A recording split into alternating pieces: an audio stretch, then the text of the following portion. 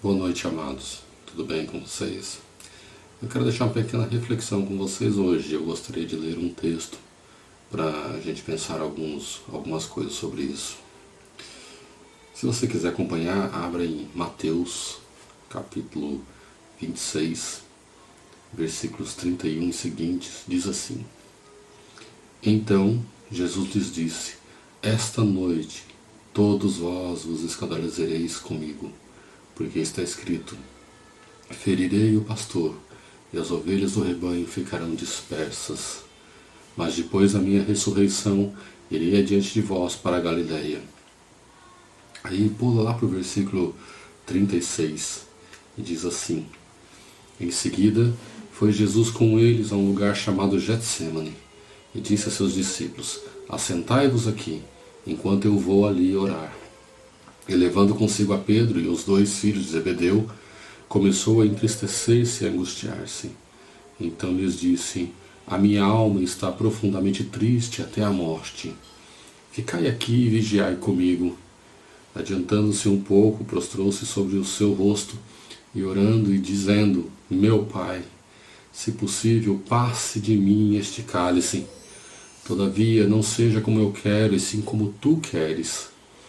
E, voltando para os discípulos, achou-os dormindo. E disse a Pedro: Então, nem uma hora pudestes vós vigiar comigo? Vigiai e orai, para que não entreis em tentação. O espírito, na verdade, está pronto, mas a carne é fraca. Tornando a retirar-se, orou de novo, dizendo: Meu Pai, se não é possível passar de mim este cálice sem que eu beba, faça-se a tua vontade. E voltando, achou-os outra vez dormindo, porque os seus olhos estavam pesados. Deixando-os novamente, foi orar pela 3ª vez, repetindo as mesmas palavras. Então voltou para os discípulos e lhes disse: Ainda dormis e repousais? Eis que é chegada a hora, e o Filho do Homem está sendo entregue nas mãos dos pecadores. Levantai-vos, vamos, eis que o traidor se aproxima. Falava ele ainda, eis que chegou Judas, um dos 12, e com ele grande turba com espadas e porretes, vindo da parte dos principais sacerdotes e dos anciões do povo. Ora, o traidor lhes tinha dado este sinal: Aquele a quem eu beijar é esse, prendei-o.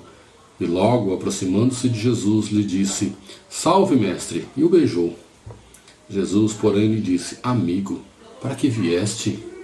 Nisto, aproximando-se eles, deitaram as mãos em Jesus e o prenderam. E eis que um dos que estavam com Jesus, estendendo a mão, sacou da espada e, golpeando o servo do sumo sacerdote, cortou-lhe a orelha. Então Jesus lhe disse: embainha a tua espada, pois todos os que lançam a mão da espada, a espada perecerão. Acaso pensas que não posso rogar meu Pai, e ele me mandaria neste momento mais de 12 legiões de anjos? Como, pois, se cumpririam as Escrituras, segundo as quais assim deve suceder? Naquele momento disse Jesus às multidões: saístes com espadas e porretes para prender-me, como a um salteador? Todos os dias no templo eu me assentava convosco ensinando e não me prendestes. Tudo isto, porém, aconteceu para que se cumprissem as Escrituras dos profetas. Então os discípulos todos, deixando, fugiram. Não sei se você está atento, hoje é quinta-feira, véspera da sexta-feira da Paixão, que a gente chama. Nós comemoramos, lembramos a Páscoa, o mundo cristão lembra a Páscoa. E se nossos relógios estiverem corretos, provavelmente Jesus ainda, neste momento, por esta hora, ele estaria ali com seus discípulos no cenáculo, sentado, partindo o pão, fazendo a sua última ceia com os seus discípulos, seus 12. E dali Judas sairia para combinar com os sacerdotes como seria Jesus entregue a eles. Em algum momento depois Jesus fazia aquela oração sacerdotal que a gente encontra em João. Jesus ele se encaminha para o Getsemane com seus 11 discípulos. E em Mateus ele mostra Jesus se separando dos seus discípulos e orando por 3 vezes, durante bastante tempo, pelo jeito lá. E em algum momento chega Judas com toda uma corte romana, que eram os guardas do templo. Alguém estima em torno de 600 soldados. E Judas traz Jesus, dá um beijo, que é o sinal. Mas é muito interessante que durante todo o tempo Jesus fala do cumprir-se as Escrituras, cumprir-se as Escrituras. Nós vivemos dias muito conturbados, Nós vivemos dias de caos. Em alguns momentos a gente se sente descontrolados. Eu leio nas notícias, a respeito desse Covid-19, fala que alguns países perderam o controle.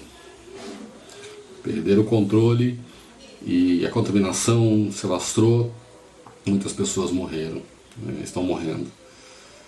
E o cenário que nós temos aqui de Jesus é a mesma coisa. Aparece aos olhos humanos que as coisas saíram do controle. Jesus está no Getsemane, um dos seus o trai, ele é preso, e muito provavelmente é assim que imaginavam os seus discípulos. Perdeu o controle. As coisas, tanto que fugiram, eles fugiram todos. Só que Jesus ele nos dá a chave para entender aquele momento, que tudo aconteceu para que se cumprissem as Escrituras dos profetas, aquilo que Deus já tinha profetizado através dos seus profetas, já tinha dito através dos seus profetas, séculos passados, gerações passadas, e era necessário acontecer aquilo para que através da morte e ressurreição de Cristo nossos pecados fossem vindicados, eles fossem pagos o preço na cruz do Calvário, e ao crermos nós fôssemos justificados e salvos. Então nós somos salvos da ira de Deus Pai, e Deus despejou a sua ira sobre Jesus na cruz do Calvário. E é o que vai acontecer, o equivalente a amanhã.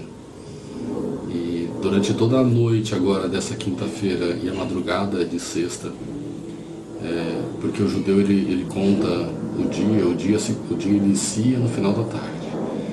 Então toda essa madrugada, Jesus estará sendo interrogado, sendo levado para Herodes, para Caifás, para Pilatos, sendo chicoteado, sendo cuspido, sendo açoitado com varas, recebe um manto lá de Herodes como forma de deboche, recebe uma coroa de espinhos, os soldados abusam, espancam, batem, cospem, humilham a Jesus.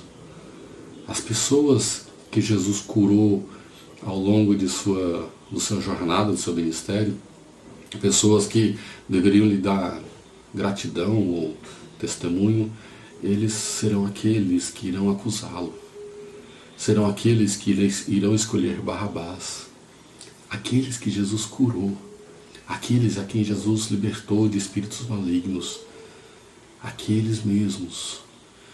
Eles irão escolher Barrabás. Eles irão querer que Jesus seja crucificado. Estes mesmos. Estes mesmos.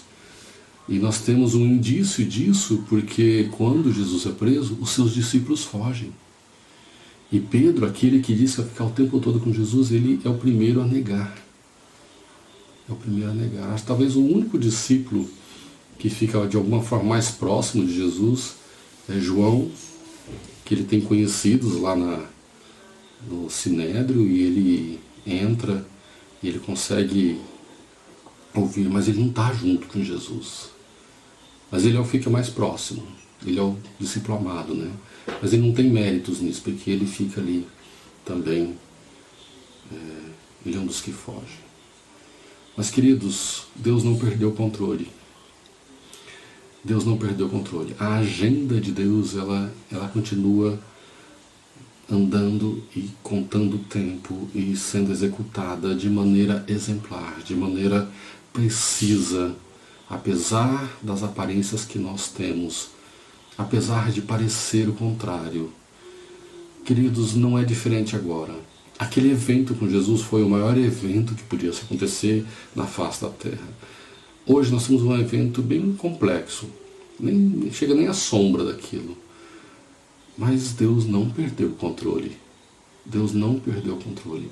A agenda dele continua sendo executada, continua acontecendo. E assim como lá atrás a agenda era para que se cumprisse a nossa salvação, agora não é diferente. Deus vai ser glorificado em todo esse processo. Deus está sendo glorificado em todo esse processo. E de alguma maneira que nós talvez não consigamos entender ainda, Deus está agindo nos seus servos. Deus está trabalhando e burilando os seus servos. Deus está agindo na sua vida. Deus está agindo na minha vida, para que sejamos mais parecidos com Jesus Cristo, para que o nome dele seja glorificado através de você, através de mim, através de nós como igreja. Então, queridos, talvez você esteja entristecido, confuso, talvez você esteja, não sei, por causa dos dias que estamos vivendo. Não se esqueça, o seu Deus, o nosso Deus, ele não perdeu o controle da sua própria agenda. Tá bom? Que Deus te abençoe, que você tenha uma excelente noite e que esse final de semana você se debruce sobre a palavra dele para lembrar a Páscoa, para lembrar o evento em que Jesus foi preso, humilhado, morto, mas também ressuscitou. E através da sua morte e da sua ressurreição, nós recebemos vida e vida eterna. Tá bom? Deus te abençoe.